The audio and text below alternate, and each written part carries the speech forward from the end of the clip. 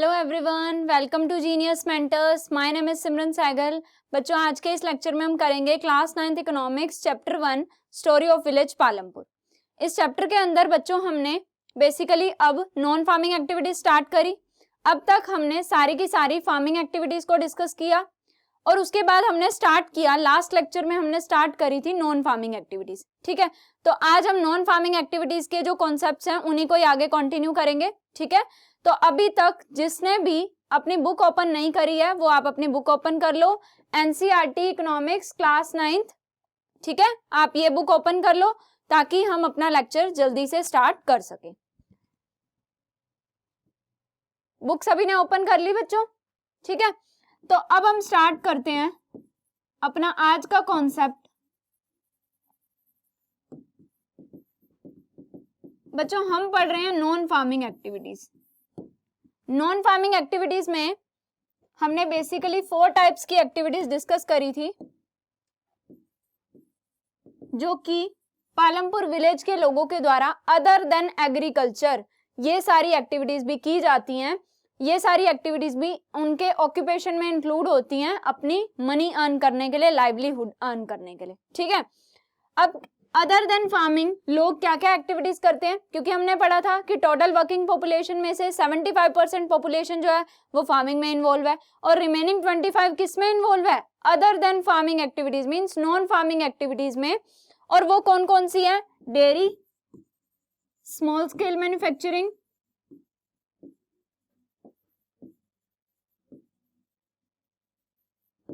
Small shops and transport. ठीक है, तो बेसिकली ये 4 टाइप की नॉन फार्मिंग एक्टिविटीज में लोग इन्वॉल्व होते हैं पालमपुर विलेज के। ठीक है, इसमें से हमने डेयरी और स्मॉल स्केल मैन्युफैक्चरिंग को लास्ट क्लास में डिस्कस कर लिया था। ठीक है, तो आज का जो हमारा टॉपिक रहेगा वो स्मॉल शॉप्स और ट्रांसपोर्ट की जो नॉन फार्मिंग एक्टिविटीज हैं उनके बारे में। ठीक है, तो इन दोनों के बारे में हम आज डिस्कस करेंगे। बच्चों, हम जो स्मॉल स्केल मैन्युफैक्चरिंग का कॉन्सेप्ट लास्ट क्लास में डिस्कस कर रहे थे उसमें बेसिकली हमने 2 केस पढ़े थे।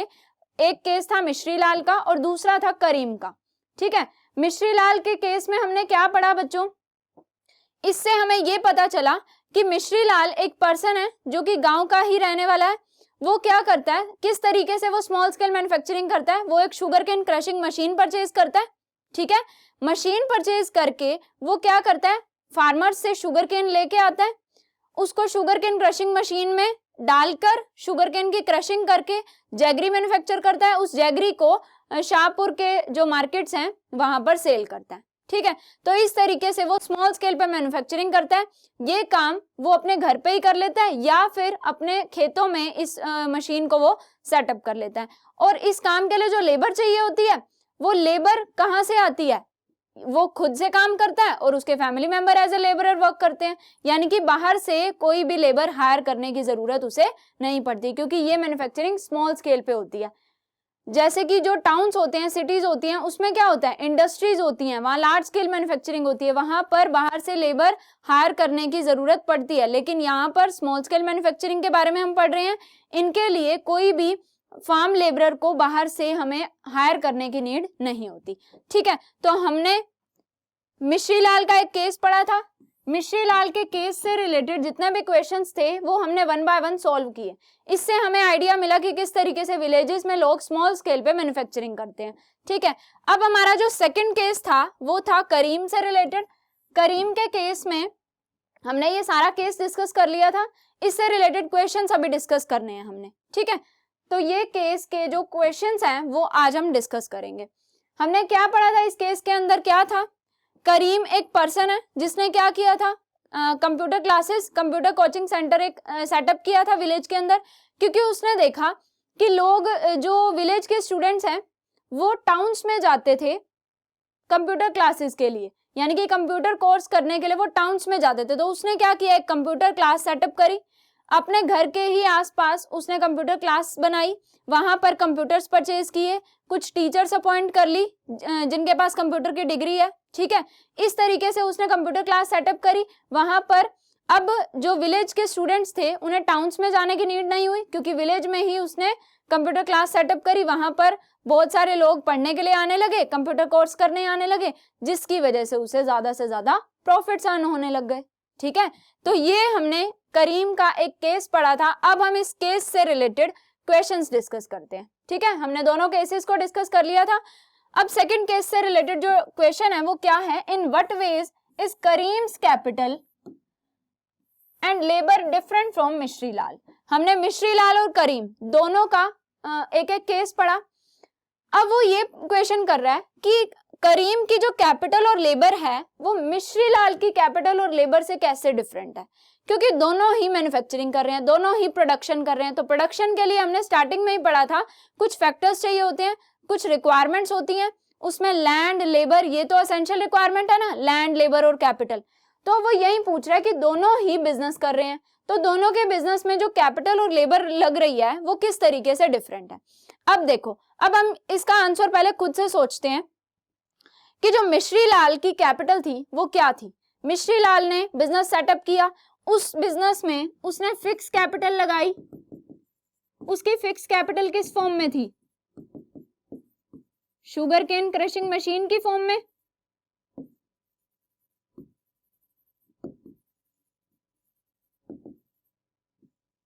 उसकी फिक्स कैपिटल तो थी शुगर केन क्रशिंग मशीन की फॉर्म में, और जो उसे वर्किंग कैपिटल चाहिए थी अपने उस बिजनेस में, वो वर्किंग कैपिटल कैसे चाहिए थी, वर्किंग कैपिटल किस फॉर्म में चाहिए थी, शुगर केन जो उसे परचेज करना था उसके लिए जो पैसा चाहिए था वो भी उसकी वर्किंग कैपिटल है।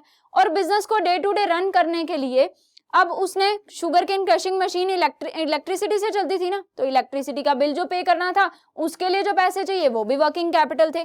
तो उसे वर्किंग कैपिटल किस फॉर्म में चाहिए थी, उसे वर्किंग कैपिटल चाहिए थी एक तो शुगर केन परचेज करने के लिए, क्योंकि उसे गन्ना परचेज करेगा, गन्ने को क्रश करके देन ही जैगरी मैन्युफैक्चर करेगा ना, गुड़ बनाएगा। तो यानी कि शुगर केन परचेज करने के लिए उसे पैसा जो चाहिए था वो वर्किंग कैपिटल है। एंड सेकंड, अपनी मशीन का इलेक्ट्रिसिटी बिल पे करने के लिए जो पैसा चाहिए था वो भी वर्किंग कैपिटल में आता है। तो यानी कि उसे जो मिश्री लाल की कैपिटल रिक्वायरमेंट थी वो ये दो तरीके से थी, एक fix capital sugar cane crushing machine की फॉर्म में चाहिए थी, और वर्किंग कैपिटल उसे चाहिए थी शुगर केन और इलेक्ट्रिसिटी बिल को पे करने के लिए। ठीक है, अब हम देखते हैं करीम की जो कैपिटल थी वो क्या थी। करीम को क्या कैपिटल चाहिए, करीम की कैपिटल क्या है, करीम की फिक्स कैपिटल है कंप्यूटर्स। ठीक है, जो कंप्यूटर्स उसने परचेज किए, अपना कंप्यूटर सेंटर बनाया, कंप्यूटर क्लास बनाई, उसमें जो कंप्यूटर्स लेके आया वो उसकी फिक्स कैपिटल है। क्योंकि मैंने आपको कई बार बच्चों एक्सप्लेन किया है इस चीज को कि फिक्स कैपिटल का मतलब जब आप किसी ऐसी चीज को परचेज करने के लिए पैसा लगाते हो जो चीज फिक्स हो गई है। तो फिक्स चीज को, यानी कि जैसे आप मशीन परचेज कर रहे हो, वो मशीन को आप बिजनेस में लंबे टाइम के लिए यूज करोगे ना, उसे नियर फ्यूचर में सेल तो नहीं करोगे।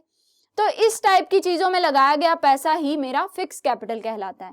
यानी कि जब मैं किसी चीज को परचेज करने के लिए अपना पैसा फिक्स कर देती हूँ उस चीज में, उस चीज को मैं नियर फ्यूचर में सेल नहीं करूंगी, यानी कि वो मेरा जो उसमें मैंने पैसा लगाया वो मुझे नियर फ्यूचर में रिकवर नहीं होगा जल्दी से। ठीक है, तो यानी कि मेरा पैसा फिक्स हो गया ना, तो उस चीज को परचेज करने के लिए जो भी मैंने पैसा लगाया दैट इज फिक्स कैपिटल। ठीक है, तो अब जैसे कि करीम ने बिजनेस सेटअप किया, तो उसने जो कंप्यूटर्स परचेज किए वो कंप्यूटर्स क्या हैं, वो उसके लिए फिक्स कैपिटल है। वो कंप्यूटर्स उसके लिए फिक्स कैपिटल क्यों हैं, कंप्यूटर्स उसकी फिक्स कैपिटल इस वजह से हैं क्योंकि उन कंप्यूटर्स से वो अपना बिजनेस लंबे टाइम तक चलाएगा। नियर फ्यूचर में वो कंप्यूटर्स को सेल तो नहीं करेगा ना।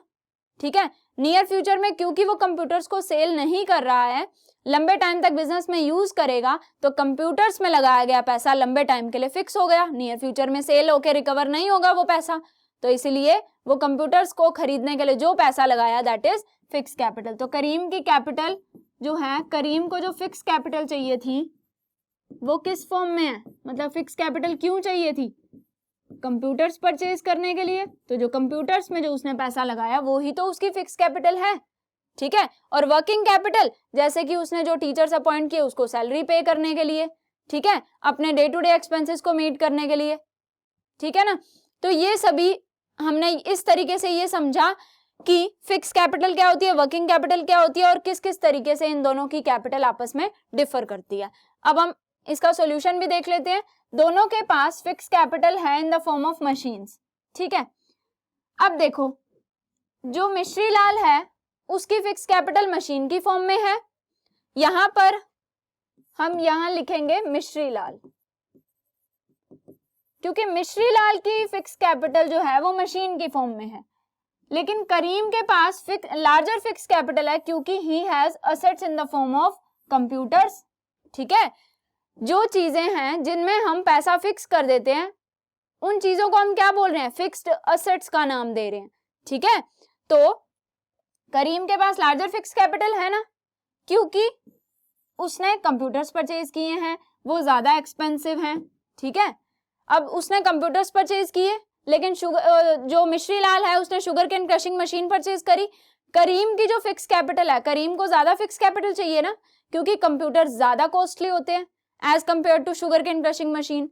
तो मिश्री लाल को जो फिक्स कैपिटल रिक्वायर्ड है वो कम है, लेकिन करीम को ज्यादा फिक्स कैपिटल रिक्वायर्ड है, ठीक है। ज्यादा फिक्स कैपिटल चाहिए उसे क्योंकि कंप्यूटर ज्यादा एक्सपेंसिव होते हैं than the sugar cane crushing machine, ठीक है। शुगर केन क्रशिंग मशीन के कंपैरिजन में कंप्यूटर ज्यादा महंगे आते हैं, इसीलिए कंप्यूटर परचेज करने के लिए करीम को ज्यादा फिक्स कैपिटल चाहिए as compare to Mishri Lal, ठीक है। Karim has also employed educated and qualified computer teachers.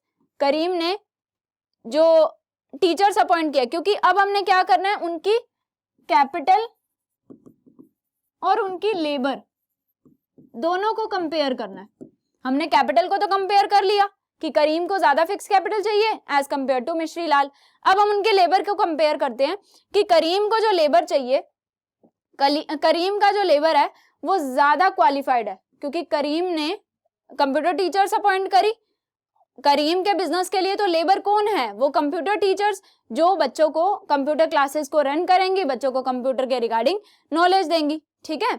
तो यानी कि करीम की जो लेबर है वो ज्यादा क्वालिफाइड है, कंप्यूटर टीचर्स हैं, वेयरएज मिश्री लाल की जो लेबर है वो अनस्किल्ड लेबर है, ठीक है। मिश्री लाल अपने बिजनेस में जो भी लेबर यूज करेगा शुगर केन की क्रशिंग के लिए, जो लोग उसे हेल्प करेंगे वो अनस्किल्ड है, वो एजुकेटेड तो नहीं है। तो हमने कंपेयर किया कि करीम को कैपिटल भी ज्यादा रिक्वायर्ड है और उसकी लेबर भी ज्यादा क्वालिफाइड है, लेकिन जो मिश्री लाल है उसे कैपिटल भी कम चाहिए, शुगर केन क्रशिंग मशीन उसकी सस्ती है तो उसे फिक्स कैपिटल भी कम चाहिए, और दूसरा उसकी जो लेबर है वो भी अनस्किल्ड है। हमने कंपेयर किया दोनों की कैपिटल और लेबर को। सेकंड देखो, why did not someone start a computer centre earlier.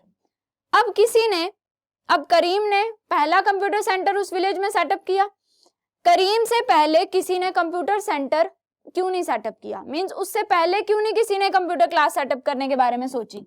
अब हम इसके रिलेटेड कुछ रीजंस देखते हैं कि किन रीजंस की वजह से किसी ने पहले कंप्यूटर सेंटर सेटअप नहीं किया। करीम के खोलने से पहले किसी ने कंप्यूटर सेंटर क्यों नहीं खोला, हम ये डिस्कस करते हैं।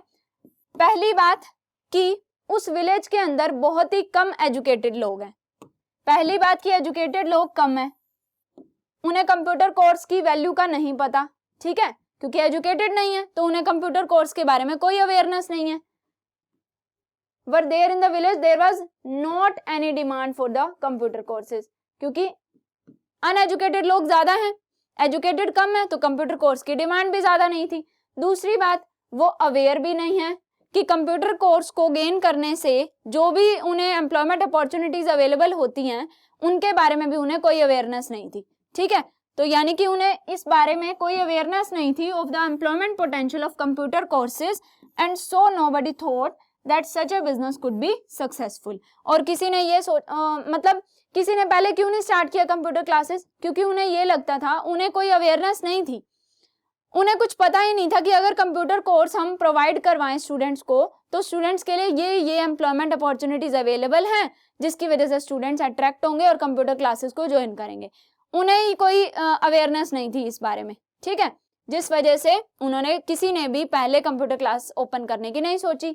थर्ड, कि teaching faculty for computer courses was not available. उस विलेज के अंदर जब लोग एजुकेटेड ही नहीं थे, लोगों को कंप्यूटर कोर्स को गेन करने से जो एम्प्लॉयमेंट पोटेंशियल अवेलेबल है मार्केट में उसके बारे में ही कोई अवेयरनेस नहीं है, तो वहां पर टीचिंग फैकल्टी भी अवेलेबल कैसे हो सकती है, ठीक है। तो ये भी एक रीजन है कि वहां पर टीचिंग फैकल्टी भी अवेलेबल नहीं थी कंप्यूटर कोर्स के रिगार्डिंग, ठीक है। तो हमने कुछ रीजंस देखे जिससे हमें ये पता चला कि करीम से पहले किसी ने कंप्यूटर क्लास ओपन करने की क्यों नहीं सोची, क्योंकि एक तो वहां के लोग एजुकेटेड नहीं है, ठीक है, उन्हें इस बारे में कोई इतनी ज्यादा इंफॉर्मेशन नहीं है। दूसरा, लोग अवेयर नहीं है, उन्हें कंप्यूटर कोर्स की वैल्यू का ही नहीं पता, ठीक है, जिसकी वजह से किसी ने कंप्यूटर क्लासेस ओपन करने के बारे में नहीं सोचा। और तीसरा, वहां पर टीचिंग फैकल्टी भी अवेलेबल नहीं थी, ठीक है। हमने इस केस से रिलेटेड जितने भी क्वेश्चंस थे वो हमने डिस्कस किए। अब हम अपना नेक्स्ट कॉन्सेप्ट पढ़ते हैं, जो हमारी नेक्स्ट नॉन फार्मिंग एक्टिविटी है, दैट इज शॉप। जो शॉपकीपर्स हैं जो शॉप्स ओपन कर लेते हैं, शॉपकीपर्स के द्वारा जो स्मॉल शॉप्स ओपन की जाती हैं, डेली नेसेसिटी के प्रोडक्ट्स की शॉप्स ओपन कर लेते हैं लोग, उससे जो वो मनी अर्न करते हैं वो भी उनके लिए क्या है, नॉन फार्मिंग एक्टिविटी है। मींस फार्मिंग के अलावा ही कोई एक्टिविटी कर रहे हैं ना वो। तो पालमपुर विलेज के लोग जो नॉन फार्मिंग एक्टिविटीज करते हैं उसमें स्मॉल शॉपकीपर्स भी आते हैं, जो कि डेली नेसेसिटी की जो प्रोडक्ट्स होते हैं उनकी शॉप्स ओपन करके अपनी इनकम अर्न करते हैं। The shopkeepers of Palampur. अब हम पालमपुर विलेज के शॉपकीपर्स को डिस्कस करते हैं।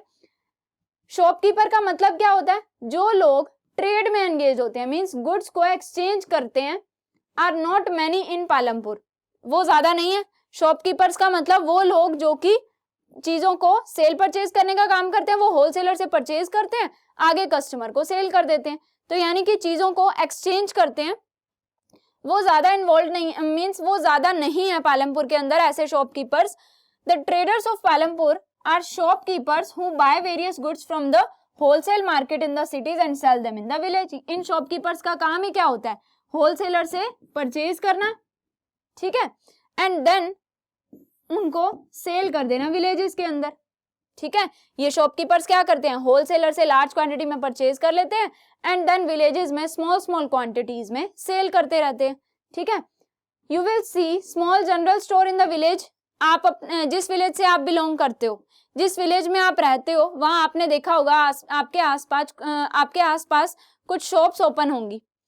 वो शॉप्स जनरल स्टोर्स की फॉर्म में हो सकती हैं, ठीक है, जो कि क्या क्या चीजें सेल करती हैं, जैसे कि डेली नेसेसिटी की चीजें, जैसे कि wheat, sugar, T, oil, biscuits, soap, toothpaste, ठीक है, कैंडल्स, नोटबुक्स, पेन, पेंसिल, ये सभी चीजें सेल करने के लिए विलेजेस में कुछ लोग, कुछ shopkeeper small small shops open कर लेते हैं और चीजें, ये सभी डेली नेसेसिटी की चीजें सेल करके इनकम जनरेट करते हैं। तो ये ही क्या होती है, non farming activity of Palampur, ठीक है। ये ही पालमपुर विलेज के अंदर नॉन फार्मिंग एक्टिविटी का पार्ट है, ठीक है। किस तरीके से वो इनकम अर्न करते हैं, होलसेलर से लार्ज क्वांटिटी में परचेज करते हैं तो कम प्राइस पे वो परचेज करते हैं, और जो कस्टमर को सेल करते हैं स्मॉल स्मॉल क्वांटिटी में, वो ज्यादा प्राइस पे सेल करते हैं, ठीक है। स्मॉल प्राइस पे मींस कम प्राइस पे परचेज करके, लो प्राइस पे परचेज करके हाई प्राइस पे कस्टमर को सेल करते हैं। इसी तरीके से, इसी सेल परचेज से वो क्या करते हैं, इनकम अर्न कर लेते हैं, ठीक है। स्मॉल शॉप्स ओपन कर लेते हैं, डेली नेसेसिटी के प्रोडक्ट्स कस्टमर को हाई प्राइस पे सेल करने लग जाते हैं, तो इट मींस इसी चीज से वो क्या करते हैं, अपनी इनकम जनरेट करते हैं, ठीक है। ये ही बिजनेस वहां के शॉपकीपर्स के द्वारा किया जाता है। अब हम बात करते हैं हमारी fourth non farming activity, that is transport. अब हम ट्रांसपोर्ट को डिस्कस करते हैं। ट्रांसपोर्ट एक फास्ट डेवलपिंग सेक्टर है। बच्चों, ट्रांसपोर्ट का मतलब क्या होता है, आपको एक प्लेस से दूसरे प्लेस पर, या तो आप खुद जाना चाहते हो या फिर अपना कोई माल एक प्लेस से दूसरे प्लेस तक पहुंचाना चाहते हो, मींस कोई भी गुड्स एक प्लेस से दूसरे प्लेस पर पहुंचाने के लिए आप जिस मीडियम का यूज करते हो, जैसे कि आपको अपने घर से स्कूल तक जाना है, आप कोई भी व्हीकल यूज करोगे, ठीक है, या फिर आप जैसे ऑटो कर लेते हो, ठीक है, या फिर कार से जाते हो, या फिर दूर के प्लेस पे जाना है तो आप ट्रेन से जाते हो, बस से जाते हो। तो ये जो अलग अलग मीडियम है जिसके थ्रू आप एक प्लेस से दूसरे प्लेस पर जाते हो, वो क्या कहलाते हैं, ट्रांसपोर्ट, ठीक है। वो सभी मीडियम को ही हम ट्रांसपोर्ट बोलते हैं। ट्रांसपोर्ट का मतलब जब हम एक प्लेस से दूसरे प्लेस पर जाने के लिए जिस मीडियम का यूज करते हैं, that medium is known as transport, ठीक है। आपने पालमपुर विलेज के अंदर कौन कौन से ट्रांसपोर्ट के मीडियम पढ़े, आपने पढ़ा ना, वहां पर तांगा वाला है, बुलोक कार्ट्स हैं, और साथ ही वहां पर ट्रक्स हैं, ट्रैक्टर्स हैं, ठीक है, और भी बहुत सारी जैसे कि बसेस हैं, ठीक है, तो ये सभी मीडियम है जिसके थ्रू एक प्लेस से दूसरे प्लेस पर people as well as various goods को भेजा जाता है, तो उसे हम ट्रांसपोर्ट मीडियम्स बोलते हैं। ठीक है, there are variety of vehicles on the road connecting Palampur to Raiganj. हमने पढ़ा था कि एक रोड है जो कि पालमपुर को रायगंज एक लार्ज विलेज से कनेक्ट करता है। ठीक है, अब उस रोड पे हमने देखा था, जब हमने स्टार्टिंग में इंट्रोडक्शन पढ़ा था, तो हमने देखा कि उस रोड पर बहुत से अलग अलग टाइप के ट्रांसपोर्ट मीडियम्स थे, जैसे कि रिक्शा वाला, तांगा वाला, jeep, tractor, truck drivers and people driving the traditional bullock cart. ठीक है, and bogey are people in transport services. तो ये सभी लोग, वो सभी लोग जो इन सभी चीजों को चलाते हैं, वो किस में इन्वॉल्व होते हैं? ट्रांसपोर्ट सर्विसेज में इन्वॉल्व होते हैं। ठीक है, जैसे कि रिक्शा वाला, तांगा वाला, बुलॉक कार्ट, ये लोग क्या कर रहे हैं? ये लोग जनरल पब्लिक को ट्रांसपोर्ट की सर्विस प्रोवाइड कर रहे हैं, एक प्लेस से दूसरे प्लेस पर उनको और उनके सामान को ले जाने का काम कर रहे हैं। तो ये लोग किस में इन्वॉल्व है? ट्रांसपोर्ट सर्विसेज में इन्वॉल्व है। ठीक है, आपने पालमपुर विलेज के रोड पे देखा था ना, अलग अलग टाइप के ट्रांसपोर्ट मीडियम्स थे, रिक्शा वाला, तांगा वाला, बुलॉक कार्ट, जीप, ट्रैक्टर्स। ठीक है, तो ये सभी चीजें जो हैं ये क्या करती हैं? ये सभी चीजों से ट्रांसपोर्ट सर्विसेज लोगों को प्रोवाइड की जाती हैं। ठीक है, they carry people and goods from one place to another and in return get paid for it. ठीक है, वो क्या करते हैं? पीपल और गुड्स को, ये जो ट्रांसपोर्ट मीडियम है, इन ट्रांसपोर्ट मीडियम का क्यों यूज किया जाता है? जैसे आप रिक्शा करते हो, आपने एक प्लेस से दूसरे प्लेस पर जाना होता तो ही तो रिक्शा करते हो, या फिर आपने एक प्लेस से दूसरे प्लेस पर अपना कोई सामान पहुंचाना होता तो आप रिक्शा कर लेते हो। तो यानी कि जो रिक्शा वाला है वो आपको ट्रांसपोर्ट सर्विस प्रोवाइड कर रहा है, आपको या आपके सामान को एक प्लेस से दूसरे प्लेस पर लेके जाने का काम कर रहा है, और बदले में आपसे क्या ले रहा है? कुछ ना कुछ रिटर्न में कुछ ले रहा है ना, पैसे ले रहा है आपसे। तो ये ही क्या होती है? Transport services. तो वो क्या करते हैं? पीपल और गुड्स को एक प्लेस से दूसरे प्लेस पर लेके जाते हैं और बदले में कुछ ना कुछ पैसे चार्ज करते हैं। ठीक है, the number of people involve in transport has grown over the last several years. बहुत सारे लोग हैं जो कि ट्रांसपोर्ट में ज्यादा से ज्यादा इन्वॉल्व हो रहे हैं। ठीक है, तो अब हमने ट्रांसपोर्ट के बारे में तो पढ़ लिया, अब हम ट्रांसपोर्ट एक्टिविटी से रिलेटेड एक केस पढ़ते हैं एंड देन इस केस के questions one by one solve करेंगे, ताकि आपको ट्रांसपोर्ट के बारे में और ज्यादा डिटेल में समझ आ जाए। ठीक है, इसमें कौन है? एक पर्सन है, इसमें जो करेक्टर है दैट इज किशोर। किशोर एक फार्म लेबरर है। ठीक है, Kishore is a farm labourer like other such laborer. Kishore found it difficult to meet his family's needs from the wages that he received. जो वेजेस उसे रिसीव होते थे, देखो किशोर कौन है? एक फार्म लेबरर है, यानी कि जिस तरीके से जो लार्ज स्केल पे मैन्युफैक्चरिंग होती है, वो कुछ फार्म लेबरर को हायर कर लेते हैं ना, आउटसाइड से फार्म लेबरर को हायर कर लेते हैं, तो उसी फार्म लेबरर की तरह एक्टिविटीज परफॉर्म करता था कौन? किशोर। उन फार्म लेबरर की तरह एक्ट करके, फार्म लेबरर की तरह अपनी सारी एक्टिविटीज करके जो उसे मिलता था ना, जो उसे रिटर्न में मनी मिलती थी, इनकम मिलती थी, वो उसके लिए सफिशिएंट नहीं थी। ठीक है, उससे वो अपनी फैमिली नीड्स मीट नहीं कर पाता था। A few years back Kishore took a loan from the bank.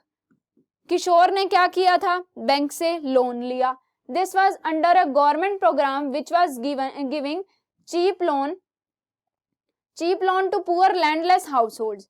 एक गवर्नमेंट प्रोग्राम के अंडर उसने लोन लिया, गवर्नमेंट प्रोग्राम के अंडर उसे चीप रेट पे लोन दिया गया। चीप रेट पे लोन देने का मतलब कि कम इंटरेस्ट रेट पे उसे लोन दिया गया बैंक के द्वारा, क्योंकि वो गवर्नमेंट प्रोग्राम के अंडर उसे वो लोन मिला था। ठीक है, क्योंकि हम लोन लेते हैं तो हमें इंटरेस्ट भी पे करना होता है ना, हर लोन के ऊपर कुछ इंटरेस्ट रेट होती है।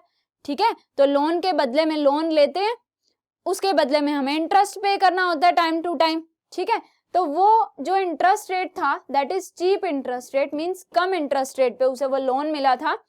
उस लोन के अमाउंट से, क्योंकि उसका गुजारा तो चल नहीं पा रहा था, क्योंकि वो फार्म लेबरर की तरह वर्क कर रहा था, उससे जो उसे इनकम मिलती थी उससे उसकी फैमिली नीड मीट नहीं हो पाती थी। तो उसने क्या किया? उसने लोन लिया अंडर ए गवर्नमेंट प्रोग्राम, जिसके अंडर उसे cheap rate means low rate of interest पे उसे लोन मिला। उस लोन से उसने क्या किया? एक बफेलो परचेज करी, एक भैंस परचेज करी। विद दिस मनी, लोन की मनी से उसने भैंस परचेज करी। He now sell the buffalo's milk. अब वो क्या करने लग गया, बफेलो का मिल्क सेल करने लग गया। अब वो बफेलो मिल्क सेल करने लग गया, ठीक है। उस बफेलो लोन उसे मिला, लोन से उसने एक भैंस परचेज करी, उसका मिल्क वो सेल करने लग गया, ठीक है। एक तो अर्निंग उसकी यहां से होने लगी। दूसरा, further he has attached a wooden cart to his buffalo, साथ ही उसने अपनी बफेलो के पीछे एक वुडन कार्ट यानी कि एक जो लकड़ी की गाड़ी होती है वो अटैच कर ली। क्योंकि आपने देखा ना विलेजेस में क्या होता है, बफेलो के पीछे लकड़ी की गाड़ी होती है, वुडन कार्ट होती है, जो कि एक प्लेस से दूसरे प्लेस पर सामान को ले जाने के लिए यूज की जाती है, ठीक है। तो जो लोग उस वुडन कार्ट की हेल्प से हमारा सामान एक दूसरे से एक स्थान से दूसरे स्थान पर लेकर जाते हैं, वो हमसे कुछ पैसे भी चार्ज करते हैं ना। तो इसी तरीके से किशोर ने क्या किया, एक तो बफेलो परचेज कर ली, उसके मिल्क को सेल करने लग गया, पहली इनकम उसकी यहां से हुई। दूसरा, उसने उस बफेलो के साथ वुडन कार्ट को अटैच कर लिया और उस वुडन कार्ट जो उसने अटैच करी उसको वो यूज करने लग गया एज अ ट्रांसपोर्ट मीडियम, ठीक है। ट्रांसपोर्ट मीडियम की तरह यूज करने लग गया, बहुत सारी आइटम्स को एक प्लेस से दूसरे प्लेस पर लेकर जाने के लिए यूज करने लग गया। मींस वेरियस आइटम की ट्रांसपोर्टेशन के लिए उसने उस वुडन कार्ट जो उसने बफेलो के साथ में अटैच करी उसको वो यूज करने लग गया। वंस अ वीक में एक बार, अब वीक में एक बार वो गंगा रिवर पे भी जाने लगा to bring back clay for the potters के लिए वो क्ले भी लेके आने लगा, क्योंकि हफ्ते में एक बार वो गंगा के पास जाता, गंगा जो रिवर है उसके पास वो जाता, वहां से वो पोटर्स के लिए क्ले भी लेके आता। और वो क्ले किस चीज पे ट्रांसपोर्ट करके लेके आता, अपनी उस वुडन कार्ट के ऊपर जो उसने बफेलो के साथ अटैच करी, ठीक है।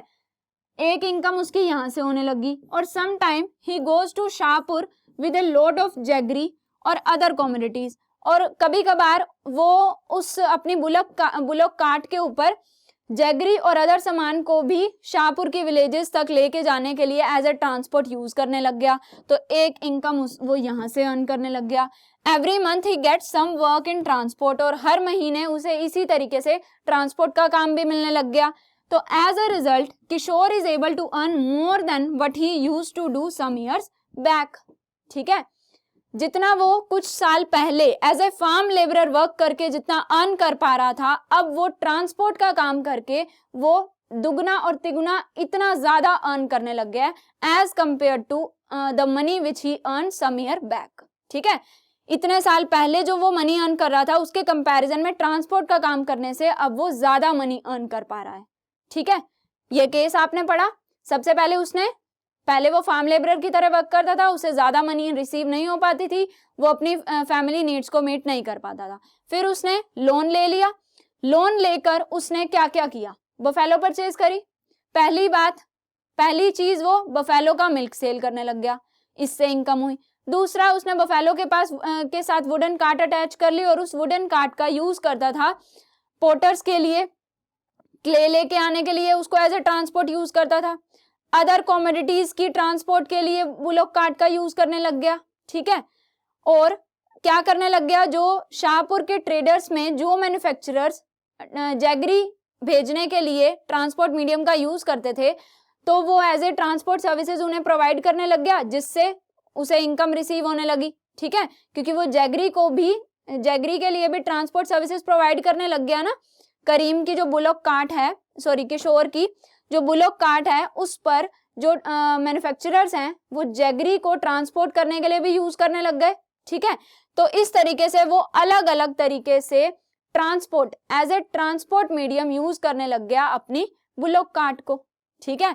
तो यानी कि जितनी पहले वो as a farm labourer income receive कर पाता था, अब वो एक लोन लेकर एक बुलक कार्ट परचेज करने से, मींस पहले उसने बुलक परचेज करी, देन बुलक कार्ट भी अटैच कर ली उसके साथ, ठीक है। तो इससे उसे कितना ज्यादा इनकम अर्न होने लग गई, ठीक है। तो यानी कि अब आपको इससे क्या क्लियर हुआ कि ट्रांसपोर्ट मीडियम से लोग बहुत ज्यादा इनकम अर्न कर पाते हैं, ठीक है। ट्रांसपोर्ट यानी कि जो नॉन फार्म एक्टिविटी है उससे भी लोग बहुत ज्यादा इनकम अर्न करते हैं। अब हम इससे रिलेटेड, इस केस से रिलेटेड कुछ क्वेश्चंस को डिस्कस कर लेते हैं। देखो, व्हाट इज किशोर्स फिक्स कैपिटल। अब किशोर की फिक्स कैपिटल यहाँ पर क्या है। अब तक आप फिक्स कैपिटल के बारे में तो अच्छे से सीख गए होंगे। फिक्स कैपिटल का मतलब जब हम फिक्स्ड असेट्स को परचेज करने के लिए लगाया गया पैसा क्या कहलाता है? Fix capital.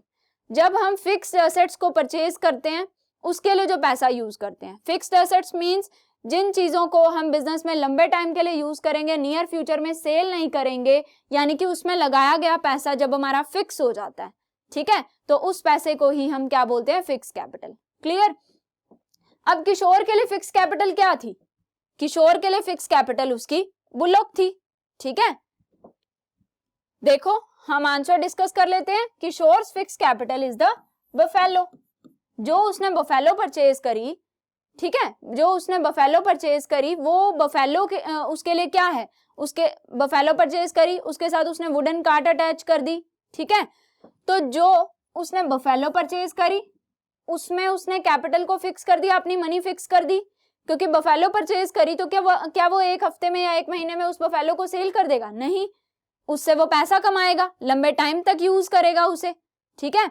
तो यानी कि जो उसने बफेलो परचेज करी उसमें लगाया गया पैसा उसका फिक्स्ड हो गया, क्योंकि बफेलो नियर फ्यूचर में सेल नहीं होगी और उसका पैसा रिकवर नहीं होगा। तो बफेलो में जो पैसा लगाया, एक तो वो उसके लिए फिक्स कैपिटल है, और दूसरा जो उसने वुडन कार्ट परचेज करी उस बफेलो के साथ अटैच करने के लिए जो उसने बुलॉक कार्ट बना दी, तो जो उसने वुडन कार्ट परचेज करी, लकड़ी की गाड़ी परचेज करी, वो भी उसके लिए फिक्स कैपिटल है, क्योंकि उसको भी वो नियर फ्यूचर में सेल करके पैसा रिकवर नहीं करेगा, उसको भी वो बिजनेस में लंबे टाइम के लिए यूज करेगा। तो ये दोनों चीजें किशोर के लिए क्या है?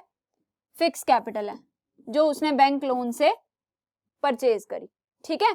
तो बैंक लोन से उसने ये जो दोनों चीजें परचेज करी वो उसके लिए फिक्स कैपिटल कहलाएंगी। नेक्स्ट देखो, what do you think would be his working capital. अब उसके लिए वर्किंग कैपिटल क्या होगी? वर्किंग कैपिटल क्या होती है? जो बिजनेस में रॉ मटेरियल परचेज करने के लिए जो चाहिए होती है, और साथ ही बिजनेस के डे टू डे एक्सपेंसेस को मीट करने के लिए भी जो पैसा चाहिए होता है, वो भी वर्किंग कैपिटल कहलाता है। तो money that he earn from selling the milk and transporting goods and his bullock cart minus own living expenses are his working capital। working capital क्या है? working capital का मतलब जो मनी वो अर्न करेगा मिल्क सेल करके और bullock cart का यूज करके जो गुड्स एक प्लेस से दूसरे प्लेस तक ट्रांसपोर्ट करेगा, ठीक है। पहले उसने मिल्क सेल किया, उससे इनकम हुई। दूसरा, उसने एक प्लेस से दूसरे प्लेस तक ट्रांसपोर्ट करने का काम किया, उससे जो उसे मनी रिसीव हुई। उस मनी में से जो उसके ओन लिविंग एक्सपेंसेस हैं वो लेस कर दिए जाएंगे, तो वो उसकी क्या होगी? Working capital. क्योंकि वर्किंग कैपिटल का मतलब बिजनेस में डे टू डे एक्सपेंसेस को मीट करने के लिए जो भी कैपिटल चाहिए होती है, जो भी कैपिटल रिक्वायर्ड होती है, जो भी पैसा चाहिए होता है, वो वर्किंग कैपिटल होता है। अब उसने जो भी इनकम अर्न करी, इनकम उसने कहां से अर्न करी? एक तो उसने मिल्क सेल किया, एक उसने ट्रांसपोर्ट सर्विस प्रोवाइड करी। इन दो चीजों से जो उसे इनकम हुई उसमें से उसने सारे एक्सपेंसेस लेस कर दिए, यानी कि जितने अपने लिए जरूरत थी वो सारे पैसे अलग रख लिए। तो जो उसका रिमेनिंग अमाउंट है वो रिमेनिंग अमाउंट बिजनेस के डे टू डे एक्सपेंसेस के लिए ही तो यूज होगा, ठीक है। तो वो रिमेनिंग अमाउंट उसके लिए क्या कहलाएगा? वर्किंग कैपिटल, ठीक है। समझ में आ गया बच्चों आपको? चलो नेक्स्ट क्वेश्चन डिस्कस करते हैं। In how many production activities is Kishore involve. Kishore जो है वो कितनी प्रोडक्शन एक्टिविटीज में इन्वॉल्व है? हमने अभी क्या क्या डिस्कस किया कि किशोर क्या क्या काम कर रहा है, किन किन एक्टिविटीज से वो पैसा कमा रहा है। पहला, वो बफेलो का मिल्क सेल कर रहा है। पहले उसने बैंक से लोन लेके बफेलो परचेज करी, ठीक है। बफेलो का जो उसने मिल्क सेल किया, पहली बात वो उसकी इनकम का सोर्स है, ठीक है, मिल्क सेल किया। दूसरा, उस बफेलो के साथ उसने एक वुडन की कार्ट भी अटैच कर ली, जिसको वो as a transport medium use करने लग गया। तो यानी कि वेरियस आइटम की ट्रांसपोर्टेशन से जो उसे इनकम अर्न हुई वो उसकी सेकंड इनकम हो जाएगी। देन वो गंगा रिवर से जो पोटर्स होते हैं, मिट्टी के बर्तन बनाने वाले लोग होते हैं, उनके लिए क्ले लेके आता है, ठीक है। उससे भी उससे कुछ इनकम होती होगी, क्योंकि जिनके लिए वो क्ले लेके आता है, क्ले की ट्रांसपोर्टेशन सर्विसेज जिन्हें वो प्रोवाइड करता है, उनसे भी कुछ मनी रिसीव करता होगा, इनकम लेता होगा, ठीक है। तो जो क्ले लेके आता है गंगा रिवर से वहां के पोर्टर्स तक, तो वो लाने के लिए भी कुछ पैसे जो वो चार्ज करता है वो भी उसकी इनकम होगी। Then fourth, transporting jaggery to Shahpur, Shahpur के ट्रेडर्स तक जैगरी ट्रांसपोर्ट करने के लिए भी जो भी वो चार्जेस लेता होगा वो भी उसकी इनकम का पार्ट है। ठीक है, तो ये अलग अलग काम करके वो इनकम जनरेट करता है। ठीक है, बफेलो का मिल्क सेल करता है, देन वेरियस आइटम की ट्रांसपोर्टेशन करता है, देन क्ले लेके आता है, एंड देन जैगरी को शाहपुर के टाउन्स तक सेल करने का काम करता है। ठीक है, तो इस तरीके से अलग अलग टाइप से वो ट्रांसपोर्टेशन सर्विसेज प्रोवाइड करके मनी रिसीव करता है और इससे वो इनकम अर्न करता है। ठीक है, नेक्स्ट क्वेश्चन डिस्कस करते हैं बच्चों। Would you say that Kishore has benefited from better roads in Palampur? आप क्या ये मानते हो कि अगर पालमपुर विलेज के रोड अच्छे बना दिए जाएं तो क्या किशोर को बेनिफिट होगा? क्या किशोर को इस बात से बेनिफिट होगा कि अगर पालमपुर विलेज के रोड्स अच्छे बना दिए जाएं तो उसको बेनिफिट होगा कुछ? आपने ये क्वेश्चन का आंसर देना है। तो ऑब्वियसली होगा। उसे बेनिफिट कैसे होगा? क्योंकि वो क्या काम कर रहा है, आपने अभी देखा कि वो ज्यादातर ट्रांसपोर्टेशन एक्टिविटीज में ही इन्वॉल्व है, यानी कि एक प्लेस से दूसरे प्लेस तक उसे जाने की जरूरत है, ट्रांसपोर्ट सर्विस वो प्रोवाइड कर रहा है। तो अगर रोड्स अच्छे होंगे तो वो अच्छी ज्यादा जल्दी अपनी ट्रांसपोर्ट सर्विसेज प्रोवाइड कर पाएगा। ठीक है, क्योंकि क्या होगा, अगर वो एक प्लेस से दूसरे प्लेस तक उसे जैगरी लेके जाना है, शाहपुर के टाउन्स तक उसे जैगरी लेकर जाना है, तो अगर रोड्स अच्छे होंगे, स्मूथ रोड्स होंगे, तो वो जल्दी से लेके जा पाएगा। ठीक है, यानी कि अपनी एक्टिविटीज को, अपनी ट्रांसपोर्ट सर्विसेज को स्मूथली कंडक्ट कर पाएगा, स्मूथली अपनी एक्टिविटीज को कर पाएगा, जिससे उसकी इनकम ज्यादा होगी, इनकम ज्यादा होगी तो उसकी ग्रोथ होगी। Kishore has certainly benefited from better roads in Palampur, Palampur village के अंदर अगर बेटर रोड्स बन जाएं तो किशोर को तो सर्टेनली बेनिफिट होगा ही होगा, क्योंकि किशोर ट्रांसपोर्ट सर्विसेज में इन्वॉल्व है। ठीक है, अगर कोई पर्सन है वो फार्मिंग में इन्वॉल्व हो और अगर हम उससे पूछें कि क्या रोड्स अच्छे बन जाए तो आपको बेनिफिट होगा, ऑब्वियसली नहीं होगा, क्योंकि वो फार्मिंग एक्टिविटीज कर रहे हैं, उनका रोड से रिलेटेड कोई काम ही नहीं है, तो उन्हें बेनिफिट भी नहीं होगा। लेकिन किशोर का तो रोड से रिलेटेड काम है, उसे तो ट्रांसपोर्ट सर्विस प्रोवाइड करनी है। ठीक है, तो रोड्स के थ्रू ही प्रोवाइड करेगा ना, रोड्स पे ही जाना है उसे। तो अगर बेटर रोड्स बन जाए पालमपुर विलेज के अंदर तो किशोर को तो सर्टेनली बेनिफिट होगा ही होगा, because he is involve in transport business. ठीक है, वो ट्रांसपोर्ट सर्विस प्रोवाइड करने का काम कर रहा है, तो better roads enable him to easily transport goods from one place to another. अगर बेटर रोड्स होंगे तो वो इजीली एक प्लेस से दूसरे प्लेस तक ट्रांसपोर्ट कर पाएगा, मींस एक प्लेस से दूसरे प्लेस तक सामान को एज वेल एज पीपल को एक प्लेस से दूसरे प्लेस तक जल्दी पहुंचा पाएगा। ठीक है, इजीली जा पाएगा, रन हिज बिजनेस। अब इजीली जा पाएगा एक प्लेस से दूसरे प्लेस तक, तो यानी कि उसका ट्रांसपोर्ट बिजनेस सक्सेसफुली रन कर पाएगा, जिससे वो ज्यादा प्रॉफिट्स अर्न कर पाएगा, which would have been very difficult in the absence of proper roads. अगर प्रॉपर रोड्स नहीं होंगे तो वो जल्दी से अपना काम नहीं कर पाएगा, आसानी से एक प्लेस से दूसरे प्लेस तक ट्रांसपोर्ट सर्विस प्रोवाइड नहीं करवा पाएगा, जिससे उसका बिजनेस अच्छे से नहीं चलेगा और उसके प्रॉफिट्स नहीं बढ़ेंगे। लेकिन दूसरी तरफ अगर रोड्स अच्छे हो जाएं तो वो इजीली एक प्लेस से दूसरे प्लेस तक ट्रांसपोर्ट सर्विस जो प्रोवाइड करवा रहा है वो इजीली ट्रांसपोर्ट सर्विसेज प्रोवाइड करवा पाएगा। ठीक है, जिससे उसका बिजनेस सक्सेसफुली रन करेगा और उसे प्रॉफिट्स होंगे। ठीक है, तो बेटर रोड से किशोर को सर्टेनली डेफिनेटली बेनिफिट होगा। ठीक है, तो बच्चों ये जितने भी मैंने आपको आंसर्स करवाए हैं, जो हमने क्वेश्चंस डिस्कस किए, उन सभी के आंसर्स आपने अपनी नोटबुक में नोट डाउन करने हैं।